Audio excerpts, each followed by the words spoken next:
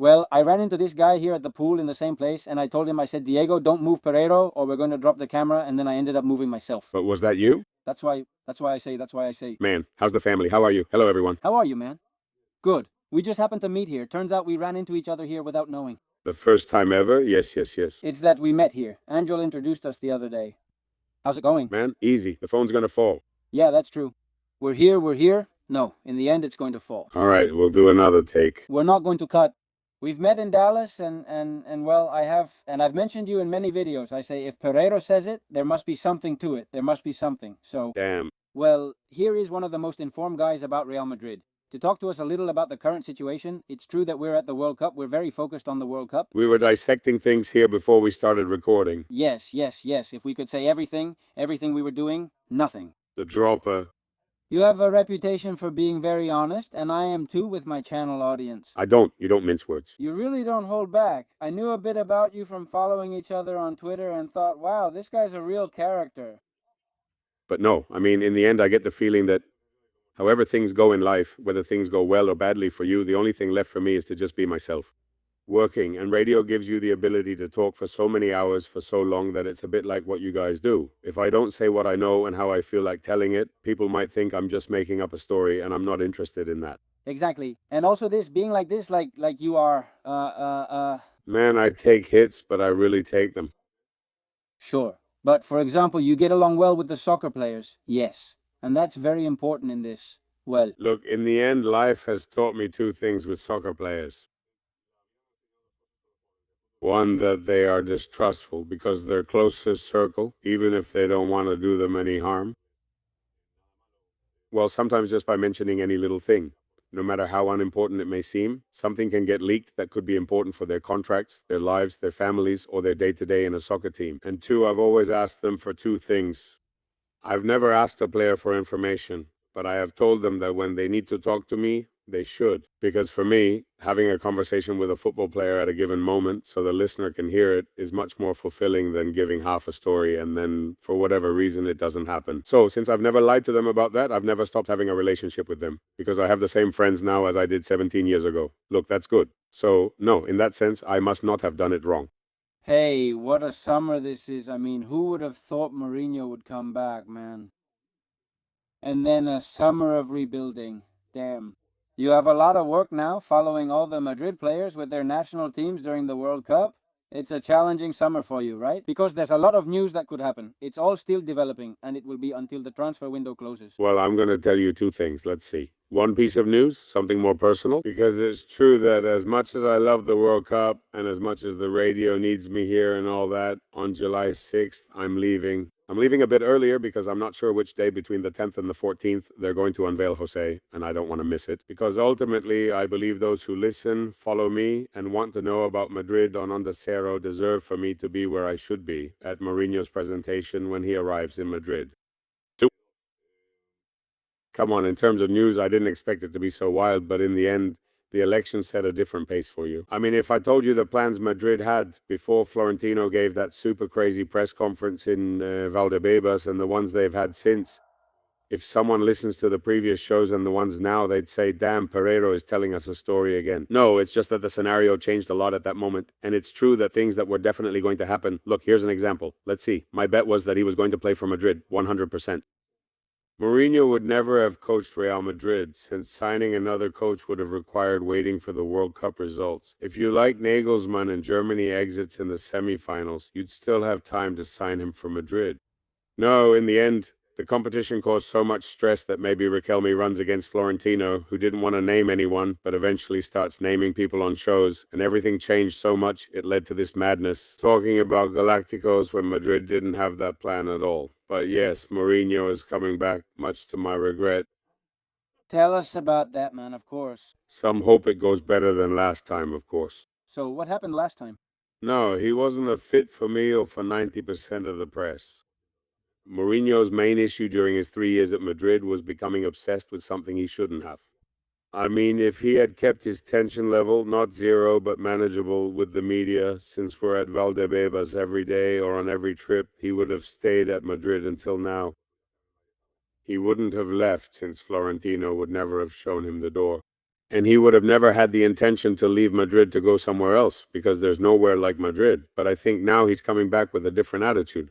It's also up to me and a colleague of mine to work a little harder to help out, because in the end, we all want Madrid to do well, and we're not going to fool anyone. And it's true that, well, let's see if there's a chance to have a conversation beforehand. And if not, that we see a Mourinho who's coming to help out a club that's alive in reality, instead of it being all about him. Because I've already seen a couple of interviews before he arrived, and it makes you realize that people don't really change much. Anyway, I hope his relationship with the president helps him understand he was cold, because the club is in a tough situation. And we're going to have to connect one thing to another so people understand me. If things go badly for Mourinho, it's going to go very badly for Madrid and for Florentino Perez. I wouldn't be surprised if Florentino's 4 years become 6 months, since he's losing his last chance now, right? It's because Madrid can't go 2 years without winning anything. This year, everyone will be torn apart if things don't go well. Well, it's true that, look, I'll give you a really stupid scenario, but it could be true. Just imagine that the preseason starts off well, there are no problems, we're all on the same page, things are going well, and in the first 3 matches for Madrid, they get 9 points, they play well. Like last year, right? Well, last year it was 14 or 15, and even then it wasn't enough. I mean, it's true that the Club World Cup really hurt Xavi Alonso, because he handled it very badly and because he didn't want to take any responsibility for what happened here. And of course, Florentino said to him, look, what the hell is going on here? Like, when I set this up with Infantino and the first thing you tell me is that you don't want to come, I say, well, that's water under the bridge now. Xavi Alonso has gone to a club where Madrid is going to take half the players from him, but anyway, it's time. That's the life he has to live. Now that you brought it up, let's check on Alonso. But it's true. Just imagine that after 9 points and 3 half-decent games, which is a scenario that could happen, you go play in Pamplona on a Saturday, okay? And you lose 2-1. That the midweek game is the first round of the Champions League, and you get the typical team from pot 1 that you have to play away. You can still lose, even if you play well. And the next league match is at the Bernabeu, and you go into halftime 0-1.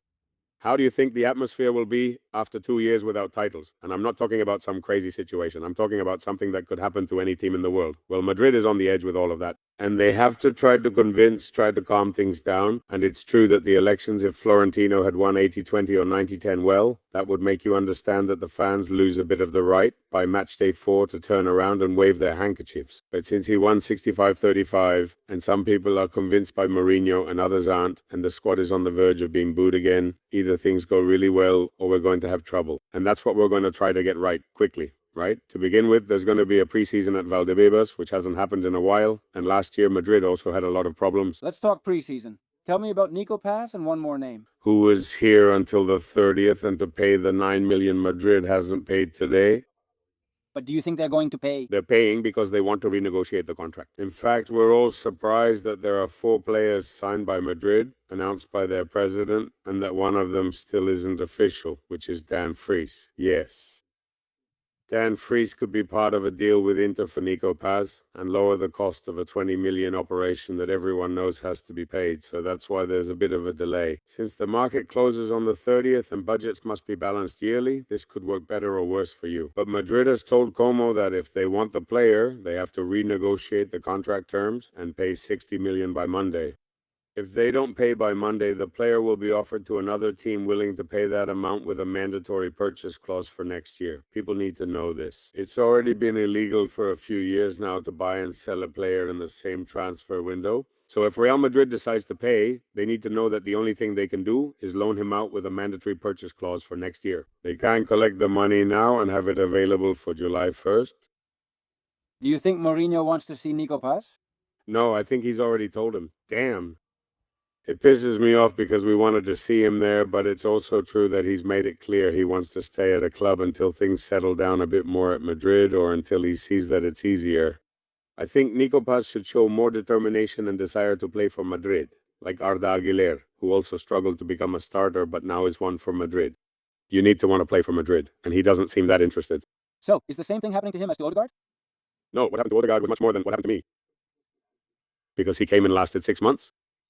If you want to play elsewhere, go ahead, but I think you should give Madrid a chance. Nico spent a year with Carleto and barely played. I don't know, he's doing well elsewhere. He believes Fabregas and Como are the center of the world, plus they have Champions League football. If they want you, let them pay 60 million, otherwise they'll give it to someone else. The world won't end if Nico Paz doesn't reach Madrid, but people still go crazy. If Victor Munoz and Nico Paz aren't good enough for Madrid, they're just not good enough. But what message does that send to the youth academy? I'm not sure, but it's the same message you've sent for 50 years. Madrid ultimately just wants to profit from homegrown players. They only stay if they're truly exceptional at football. Carvajal remained because he was the world's best right back. Casillas stayed because he was the best goalkeeper. And the players who weren't world-class top level, but were well suited to a lot of positions and wanted to play for Madrid, also stayed. Lucas, Jose, Lu, Nacho, etc. If someone wants to leave, there are many teams in Europe. Clearly the world doesn't end here. But look, there's a phrase that Sergio Canales told me, and I'll remember it for the rest of my life. The year he did great with racing, every team in the world wanted him. And he goes to see a lot of sports facilities in Europe. And he goes to Juve, he goes to Manchester United, he goes to Manchester City, he goes to Inter, he goes to Barca, he goes to I don't know where, he goes to I don't know how many places. Barca is mostly the same. He doesn't disrespect anyone. But damn, he went into the Bernabeu, he went into Valdebebas, and all the doubts were gone. Well, whoever wants to play for Madrid has to start like that. If not, then being at Como is just fine, I guess. Of course, the thing is, there's a tricky line between wanting to play for Real Madrid and accepting a substitute role. For example, in the situation he's in now. It's just that Arda, when he signed for Madrid, accepted a substitute role. He knew he was going to be a substitute. 3 years have passed. He endured 2 tough ones, and look at him now. He's fully part of the team. He may not always start, but he'll play regularly and start many matches. Did Hendrik want to go to the Lyon Olympics and barely play for a year and a half? Of course not. Now he's returning, and we'll see what happens. You must want to play for Madrid. And there are players who just want a little time. And with just a little time, that's not enough. That's it. Look, here's someone who wants it, Enzo Fernández. So, is it happening or not? Not for that price. 150, right? More or less, yeah. Asking. Right. More or less. Today I saw that City has signed Elliot. Elliot, yes. 150. 150 million euros. Ask your channel followers how many of them have actually watched him for a full match. Damn, man, 150 million euros for a football player, then how much is Valverde worth? Is Valverde worth 500 million? Absolutely. Well, hey, if Madrid puts Valverde on the market, they've tested the market, and no one has come in with 150 million. Well, I'll tell you more. And this Elliot guy, from what I've seen in highlights, which are always very misleading, by the way, he's just another one. I think he's a good player, but if Madrid wants to let someone go, since we're talking departures, let Camavinga go. But Camavinga has won the Champions League with Madrid. And he's worth 60 million? No. He has to be worth more. Camavinga is going to the Premier League, and he's Clarence +2. Exactly. So, no, I mean, it's complicated. It's a complicated situation because, and... Do you think they're going to lower that price for Enzo? I don't know. He's acting crazy. By the way. To come, right? I do. Well, me too. But I don't have a Ferrari. But let's see. Right now, Madrid is in a very calm place because players have to leave first. I mean, it's true that they don't have to leave yet, right? But Madrid must understand that when Mourinho arrives at Valdebebas on the 8th or 9th and begins training on the 13th, he will have assessed both the youth academy and the first team. And after he has spoken with everyone, because he is talking to everyone, well, I think that's when a series of decisions will be made about whether they want Tchouaméni and whether they want Fede Valverde, which I imagine they do. But it's also a situation to deal with, whether they want Camavinga, they want Gonzalo, they want Mastantuono. Ceballos won't be there anymore. They want Fran Garcia. And when you see what you have with all that, you decide which midfielder you need.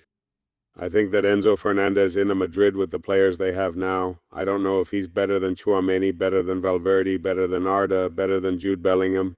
Plus whatever else you have as support. I don't know. I think that because of the need to make a move and get people excited, fine. Enzo is really good. But for that price, he's never coming. I'm telling you.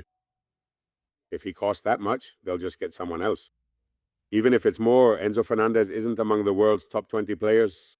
And he can't cost you more than what Mbappe cost you with his signing bonus or what Bellingham or Cristiano Ronaldo cost you. That can't be.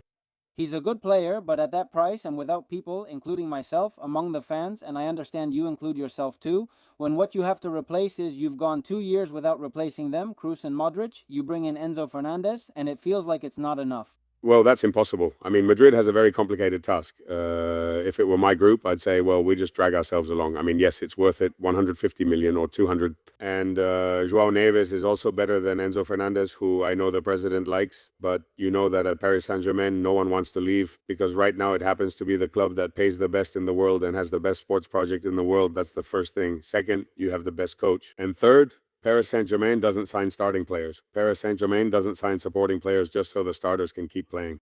and you have 3 or 4 guys on the bench who, if they have to come on for a while, will perform, and you can only sign someone if he's an absolute beast, like Julian could come in now, for example, so that Dua, Barcola, and whoever else get upset. Dembele and Kvaratskhelia will keep playing, and the rest can be a little scared. That's where I'd spend the money, but Enzo Fernández for 150 million, I'm telling you. I'd bet my salary, which I got today, that he won't come for that amount. He might for a different one, but not that. Hey, to wrap up, since I ran into you at the pool, no. The friends aren't leaving, and the mosquitoes are killing us. And... They've got me fried? Yeah, man, my ankles, dude. My ankles. Like the opponents. I must be really good. They've got me fried.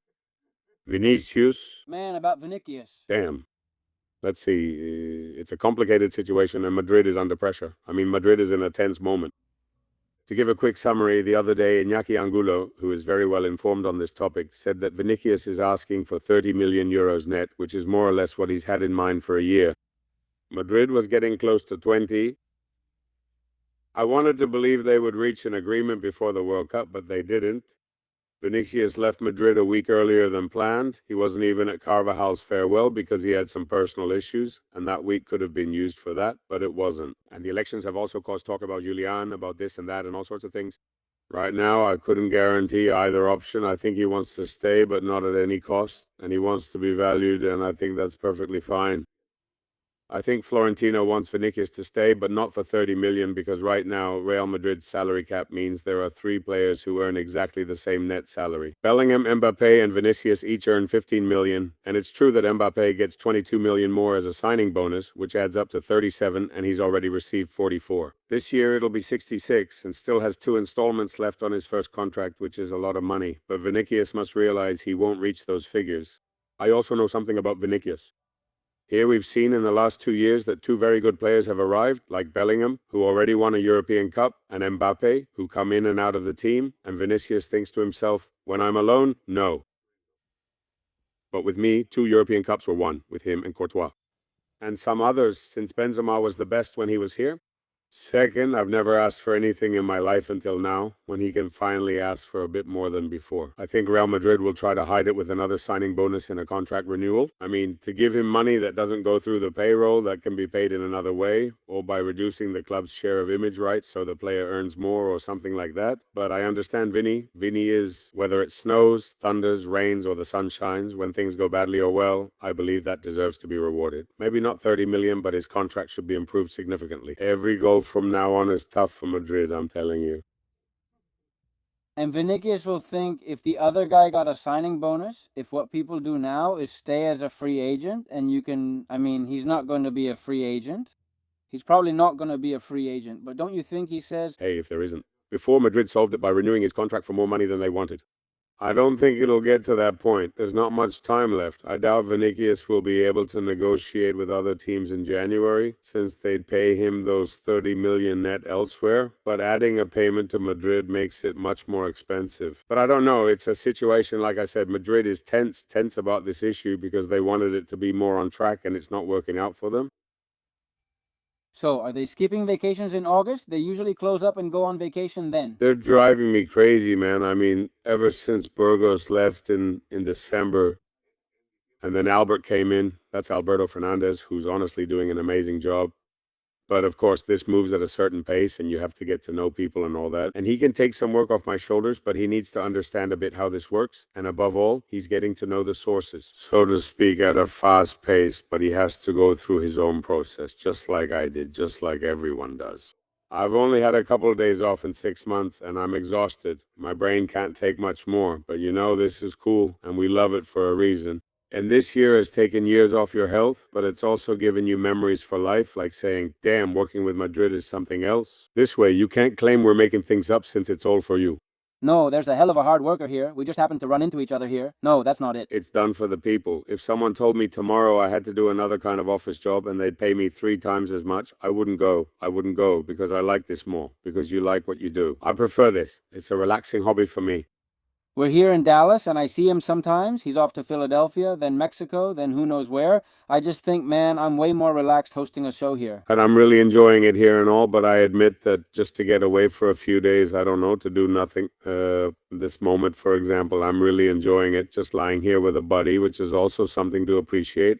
Well, man, thank you very much, dude. All right, thanks. But that's it. Bye. Like this video, subscribe, and hype it up, just as the editor suggests. You'll start your own YouTube channel too. No. I'd rather watch you guys. Yeah, I don't like it. You'll tell me in the future. Go ahead, all. Okay. Bye.